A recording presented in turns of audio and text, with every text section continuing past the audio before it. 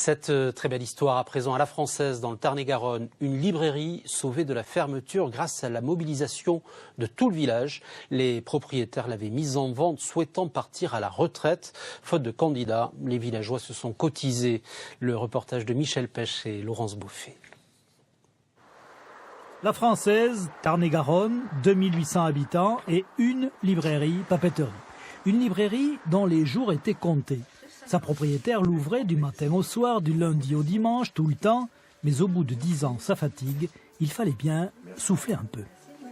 On désire prendre la retraite avec mon mari. Donc nous avons décidé de mettre en vente la librairie il y a à peu près 1 an et demi, 2 ans. Oui. Et comme on ne trouvait pas de repreneur, on avait dans l'idée de fermer définitivement le commerce. Un vrai danger de fermeture donc, c'est alors que le sauveur est arrivé. Yvon Lebret, éducateur à la retraite, passionné de culture, propose une idée. Et si on rachetait la librairie tous ensemble? L'idée, c'était à terme donc de monter une structure coopérative et de, excusez-moi du terme, de mouiller l'ensemble du village, de dire on ne peut pas accepter que notre village petit à petit meure. On a vu une banque qui est partie il n'y a pas longtemps, un boucher qui est parti il n'y a pas longtemps, et encore plus sur un commerce culturel.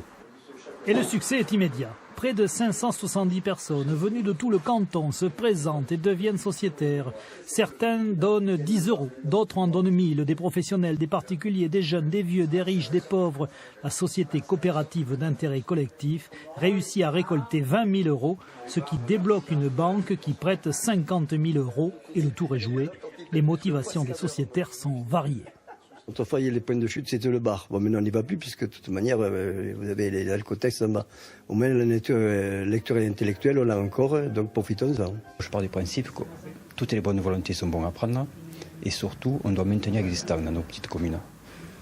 Et ensuite, je suis artisan commerçant, donc je pense qu'entre collègues, on doit se soutenir.